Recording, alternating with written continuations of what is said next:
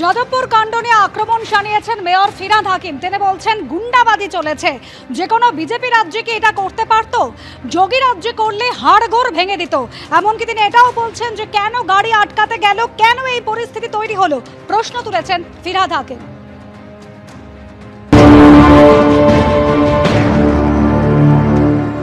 খুব অন্যায়, গুন্ডাবাজি যে কোনো বিজেপি স্টেটে এটা করতে পারতো, যোগীর স্টেটে করতে পারতো, হাড়গোড় ভেঙে দিত মেরে। আমরা বিরোধী রাজনীতি 34 বছর ধরে করেছি, কোনো মন্ত্রীর গাড়ি ভাঙতে তো যায়নি, মন্ত্রীকে আটকাতে তো যায়নি।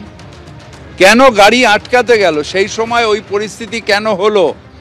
রাস্তাঘাটে আমি যেখানে যাব ধাক্কা মেরে দাঁড় করিয়ে দিয়ে বলে আমার সাথে কথা বলুন, এটা কি কোনো গণতান্ত্রিক উপায়?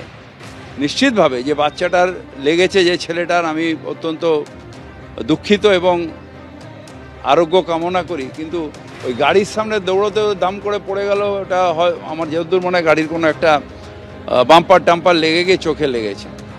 আপনাকে গণতান্ত্রিক উপায় যদি শিক্ষামন্ত্রীকে কমপ্লেন করতে হয়, আপনাকে ডেপুটেশন দিতে হবে, টাইম চাইতে হবে, ডেপুটেশন দেবেন। আমি তো কলকাতা কর্পোরেশনে বামপন্থীদেরও ডেপুটেশন নিই, সারাদিনই নিই, কোনো অসুবিধা নেই। কিন্তু আমি রাস্তায় যাচ্ছি, বাড়িতে যাচ্ছি, বা এই ধরুন প্লাস্ট ইন্ডিয়া আসি, রাস্তায় দাঁড় করি, এক্ষুনি ডেপুটেশন নিতে হবে, এটা কোনো উপায় না। যাদবপুর কাণ্ডে উপাচার্যকে অপদার্থ বলে আক্রমণ করেছেন সৌগত রায়। কালকে এই ঘটনায় হস্তক্ষেপ করা উচিত ছিল উপাচার্যের।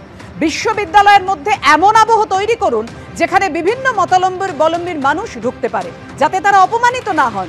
যাদবপুর কাণ্ড উপাচার্যের দায়িত্ব জ্ঞানহীনতার পরিচয়। আক্রমণ তৃণমূল সাংসদ সৌগত রায়। উপাচার্যকে তো আমার অপদার্থ বলেই মনে হয়। কালকে যখন এত ঘটনা ঘটছে, উপাচার্যের সেখানে হস্তক্ষেপ করা উচিত ছিল। উনি কোনো হস্তক্ষেপ করছেন না, আর এখন বলছেন চলতে দেওয়া যায় না। চলতে দেওয়া যদি না যায়, তাহলে উনি বিশ্ববিদ্যালয়ের মধ্যে একটা আবহাওয়া সৃষ্টি করুন যেখানে বিভিন্ন মতাবলম্বী লোকরা আসতে পারেন, ঢুকতে পারেন। এই ধরনের অপমান যাতে তাদের না হতে হয়। এর আগে বামপন্থী ছাত্ররা একইভাবে বাবুল সুপ্রিয়কে অপমান করেছিল।